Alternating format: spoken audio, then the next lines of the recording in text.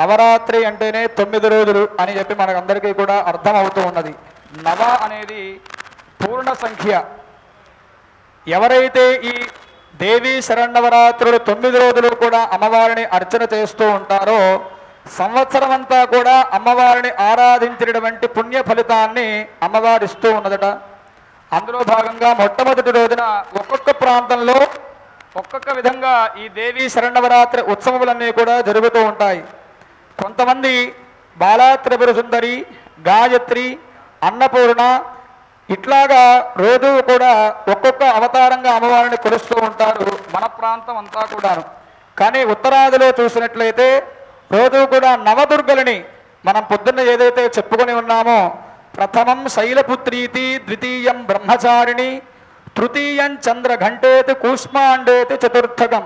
ఇట్లాగా ఎవరైతే నవదుర్గలు ఉన్నారో ఆ నవదుర్గలన్నిటినీ కూడా ఆరాధన చేసేటువంటి విధానం మనకి ఉత్తరాదిలో ఎక్కువగా కనబడుతూ ఉన్నది. ఏదైనా కూడా శక్తి యొక్క ఆరాధన ఈ దేవీ శరన్నవరాత్రిలో చాలా విశేషమైనటువంటి ఫలితాన్ని ఇస్తూ ఉన్నది.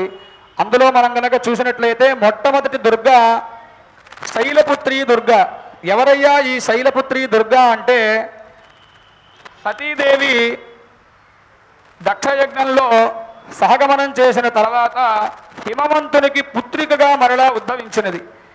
శైలము అంటే కొండ, ఆ శైలము అంటే హిమవంతుని యొక్క పుత్రిక కాబట్టి శైలపుత్రి అన్నారు. మొట్టమొదటి దుర్గాదేవి ఆ శైలపుత్రి దుర్గా. ఆ అమ్మవారిని చక్కగా ఇక్కడ మండపం మీద మనం ఆవాహన చేసుకుని ఉన్నాము. అట్లాగనే ఉదయం నుంచి కూడా మనం అనేకమైనటువంటి విశేష కార్యక్రమాలన్నీ కూడా చేసుకుంటూ వస్తూ ఉన్నాము. గణపతి పూజ, వైదిక పుణ్యాహవాచనం, ఈ రెండు కూడా మనం ఏ కార్యక్రమం చేస్తూ ఉన్నా కూడా చేసుకుంటూ ఉన్నాం. దాని గురించి విశేషమైనటువంటి ఫలితాలు, విశేషాలన్నీ కూడా తెలుసుకుంటూ ఉన్నాం. ఆదౌ పూజ్యో గణాధిప అని మనం ఏ కార్యక్రమం అయితే తలబెడుతూ ఉన్నామో కార్యక్రమంలో విఘ్నాలు లేకుండా ఉండాలి అని చెప్పి గణపతి యొక్క ఆరాధన చేస్తాం. ఈరోజు మనం చేసినటువంటి సంకల్పం ఏమిటయ్యా అంటే, ఈ రోజు నుంచి కూడా 10 రోజుల పాటు దేవీ శరన్నవరాత్రి ఉత్సవములు చేయడానికి మనం సంకల్పం చేసి ఉన్నాము. ఈ 10 రోజులు కూడా ఎటువంటి ఆటంకాలు కూడా లేకుండా కార్యక్రమం అంతా కూడా దిగ్విజయంగా జరగాలి అని చెప్పి చక్కగా గణపతి యొక్క ఆరాధన, ఆ తర్వాత పుణ్యాహవాచనము అంటాము. ఈ యాగానికి ఎక్కడెక్కడి నుంచో కూడా పదార్థములన్నీ కూడా తీసుకుని వస్తాము. కాబట్టి ఆ పదార్థ శుద్ధి, దేహశుద్ధి, కాయక శుద్ధి, వాచక శుద్ధి, మానసిక శుద్ధి గురించి చక్కగా వైదిక పుణ్యాహవాచన కార్యక్రమము చేశాము. ఆ తర్వాత మాతృకా పూజనము, దీక్షాధారణము, రక్షాబంధనము ఇత్యాది కార్యక్రమాలన్నీ కూడా చేసుకుని ఉన్నాం. తర్వాత విశేషమైనటువంటి కార్యక్రమం ఏమైనా ఉన్నదా అంటే పంచగవ్య ప్రాశన అన్నారండి. మనందరికీ కూడా తెలుసు, ఒక్కొక్క దేవాలయంలో ఒక్కొక్క దేవత మాత్రమే ఉంటుంది. కానీ సకల దేవతలు ఉండేటువంటి స్థలం ఏదైనా ఉన్నదా అంటే ఉన్నది అని చెబుతోంది శాస్త్రం.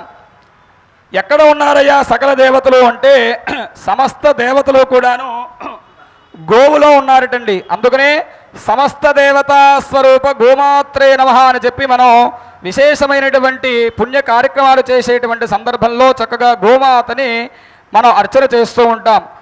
పంచగవ్యములు అంటే గోవు నుంచి వచ్చినటువంటి 5 పదార్థములు: గోమూత్రము, గోమయము, ఆవు పాలు, ఆవు పెరుగు, ఆవు నెయ్యి.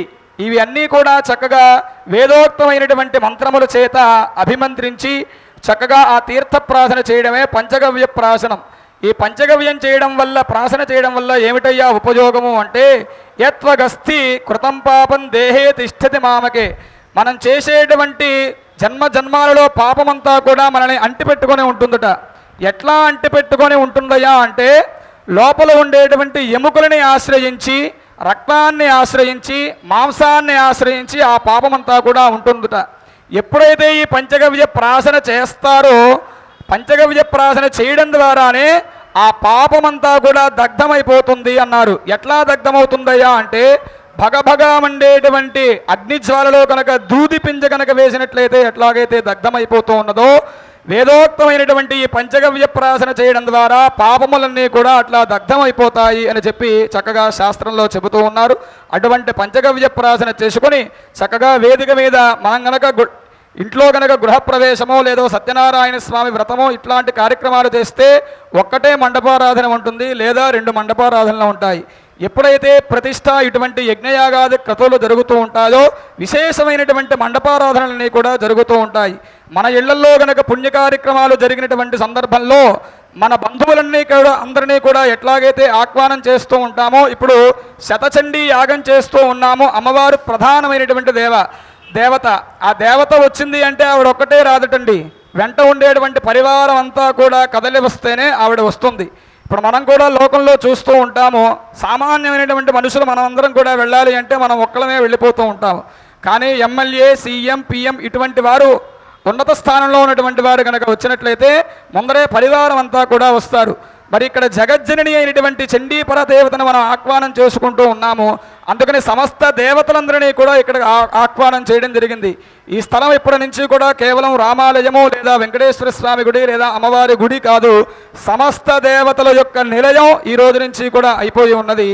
ఎవరెవరిని అక్కడ ఆహ్వానం చేశామయ్యా అంటే పరివార సమేతంగా వాస్తు పురుషుణ్ణి, అట్లాగే క్షేత్రపాలకుణ్ణి, చతుషష్ఠి యోగిని దేవతలను, అట్లాగనే ఆదిత్యాది నవగ్రహాలను, సర్వతో భద్రమండలము, పరివార సమేతముగా చండీ అమ్మవారు ఇట్లాగా విశేషమైనటువంటి దేవతలందరినీ కూడా ఆహ్వానం చేసి వారందరినీ కూడా అర్చన చేసుకున్నామన్నా. అట్లాగనే సాయంకాలం నుంచి కూడా చక్కగా గణపతి హోమము, ఈరోజు బాలాత్రిపుర సుందరి యొక్క అమ్మవారి అలంకరణ కాబట్టి చక్కగా బాలాత్రిపుర సుందరికి విశేషమైనటువంటి సహస్రనామ కుంకుమార్చన విశేషమైనటువంటి హోమ కార్యక్రమాన్ని చేసుకుంటూ ఉన్నాం. బాలాత్రిపుర సుందరి దేవి యొక్క అనుగ్రహం ఎట్లా ఉంటుందయ్యా అంటే ఆ అమ్మవారి యొక్క శక్తిని గురించి లలితా సహస్రనామంలో చెబుతూ ఒక మాట అంటారు. ఈ భండాసురుడు అనేటువంటి రాక్షసుడికి కొంతమంది పుత్రులు ఉన్నారట. ఇంద్రాది దేవతలను సైతం కూడా గడగడలాడిస్తూ ఉన్నారట యుద్ధంలో. ఆ సందర్భంలో లలితామ్మవారిలో నుంచి ఈ బాలామ్మవారు చక్కగా వచ్చి నేను వెళ్ళి యుద్ధం చేస్తాను అంటే చూడడానికి నవవర్ష ప్రాయం 9 ఏళ్ల పిల్లలాగా ఉన్నదండి అమ్మవారు. అమ్మా నువ్వు వెళ్ళి ఎట్లాగా యుద్ధం చేస్తావు అంటే పిల్లలు ఆడుకోవాలి అంటే తల్లిదండ్రులు ఒప్పుకోకుండా ఉంటారా, నేను కూడా ఆడుకోవాలి అనుకుంటూ ఉన్నాను కాబట్టి మీరు అనుమతి ఇవ్వాలి అని చెప్పి ఆవిడ దగ్గర నుంచి యుద్ధం చేయడానికి వెళ్ళిందంటే చూడండి, యుద్ధం చేయడం ఆవిడకి ఆటట. కాబట్టి యుద్ధం చేయడానికి వెళితే పసిపిల్ల ఎట్లాగా యుద్ధం చేస్తుందో అని చెప్పి లలితామ్మవారు పక్కనే ఉన్నటువంటి వారాహి అమ్మవారిని, శ్యామల అమ్మవారిని ఇద్దరిని కూడా మీరందరూ కూడా సైన్యంతో ఆవిడతో వెంట వెళ్ళండి అన్నారట. ఈవిడేం చేసిందయ్యా, ముందుగా వెళుతున్నటువంటి ఆ నవవర్ష ప్రాయంలో ఉన్నటువంటి బాలా అమ్మవారు అంటే ఒక అర్ధచంద్ర బాణాన్ని ప్రయోగం చేసిందట అండి. అప్పటి వరకు కూడా దేవతలందరినీ గడగడలాడిస్తూ ఉన్నటువంటి ఆ రాక్షసుల సమూహం అంతా కూడా భస్మీపటలం అయిపోయిందట. అంత శక్తి స్వరూపిణి శ్రీ బాలా త్రిపుర సుందరీ దేవి. మొట్టమొదటి రోజున చక్కగా అమ్మవారిని మనం అర్చన చేసుకున్నాం, హోమం చేసుకుని చక్కగా అమ్మవారి యొక్క అనుగ్రహాన్ని పొందుతూ ఉన్నాము. కాబట్టి ఆ అమ్మవారి యొక్క పరిపూర్ణమైనటువంటి అనుగ్రహం చేత మన మనస్సులో ఉన్నటువంటి సదభీష్టములన్నీ కూడా నెరవేరాలి.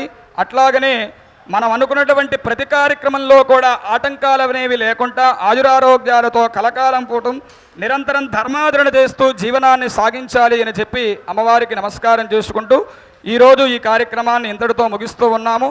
అట్లాగనే రేపటి రోజున 8 గంటలకు సుమారుగా ఈ కార్యక్రమం ప్రారంభమవుతూ ఉన్నది.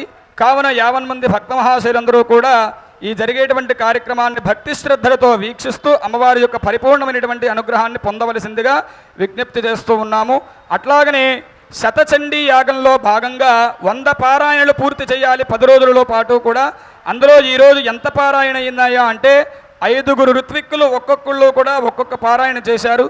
కాబట్టి 5 పారాయణలు 100లో 5 పారాయణలు ఈరోజు పూర్తి అయినాయి. అట్లాగనే 1,00,000 అమ్మవారి యొక్క మూలమంత్ర జపం జరుగుతూ ఉన్నది. అందులో భాగంగా ఒక్కొక్కరు కూడా 4,000 జపం చేసి ఉన్నారు.